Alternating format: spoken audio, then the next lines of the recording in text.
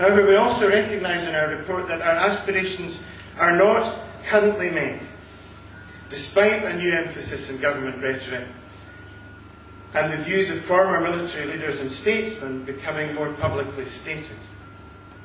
And it needs to be acknowledged openly, we say, that one of the key reasons for a country continuing to have such weapons is kudos or prestige, and that has to be out in the open and it has to be challenged strongly.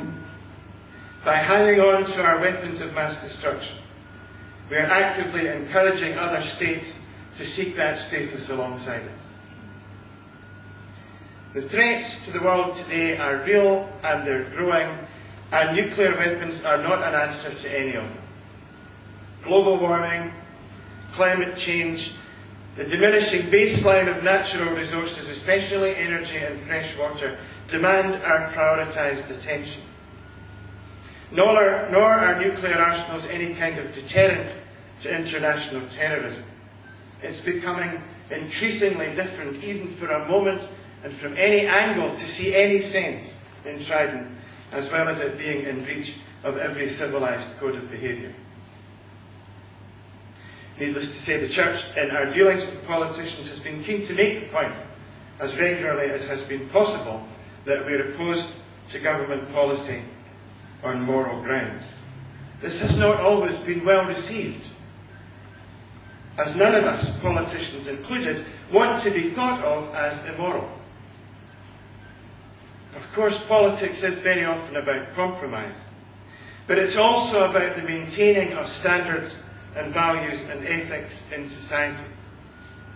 On the eve of the G20 summit, I was in St Paul's Cathedral listening to Gordon Brown and the Australian Prime Minister Kevin Rudd talk about the role of trust in our society. Where has it gone, seems to be the real question. And how can we get it back?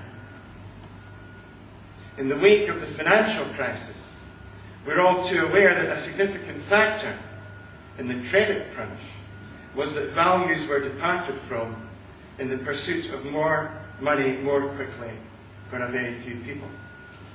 And there is an opportunity in the window in which we have a sense of being chastened by this experience to reaffirm that there are wider moral questions to be faced, including the basis for using or threatening to use nuclear weapons. Now, I'm sure that there are commissioners to the General Assembly who are very well versed in economic or defence or environmental arguments against nuclear weapons. I'm more certain that overwhelmingly the Church's opposition to Trident in any shape or form is because our members are convinced that it is wrong, not only tactically but morally, and nothing will now change their view of that. On a recent visit to Scotland, Judge Christopher Weeramantry, formerly the Vice President of the International Court of Justice, described nuclear weapons in the following way. He was making some factual propositions. Nuclear weapons constitute a threat to the health of the community. Nuclear weapons cause indiscriminate slaughter of the enemy population. Nuclear weapons are a source of environmental pollution for thousands of years. Nuclear weapons cause excruciating suffering which goes far beyond the needs of war. Nuclear weapons are a health hazard for an unforeseeable number of generations. Nuclear weapons produce social disintegration. Nuclear weapons contaminate and destroy the food chain. And he goes on and on at some length. And from those statements, he then makes some legal propositions in terms of international law, where he says the use of nuclear weapons is illegal in any circumstances whatsoever. The threat of use of nuclear weapons is illegal in any circumstances whatever. The possession of nuclear weapons is illegal, for possession is not for showcase display, but for use if required.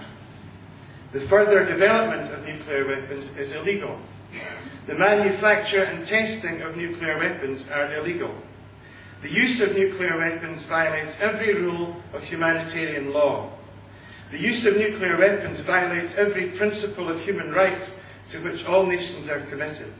The use of nuclear weapons is a crime against humanity. That's 8 of his list of 20, and then he says, this is not a comprehensive list. We are a long way this morning from the end of nuclear weapons, but we are nearer than we were a year ago or 10 years ago. In a world that has seen the end of apartheid and the destruction of the Berlin Wall and monumental change in Northern Ireland, we may still be suspicious of fairy tale endings, but we should be prepared to live in the hope that change is possible. Hope has been described as believing despite the evidence and then watching the evidence change.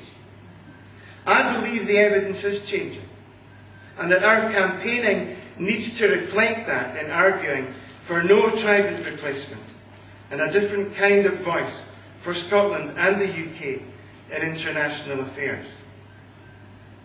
The General Assembly is open to the public, and if anyone here wants to see or hear the Church and Society debate, it takes place on Friday, May the 22nd.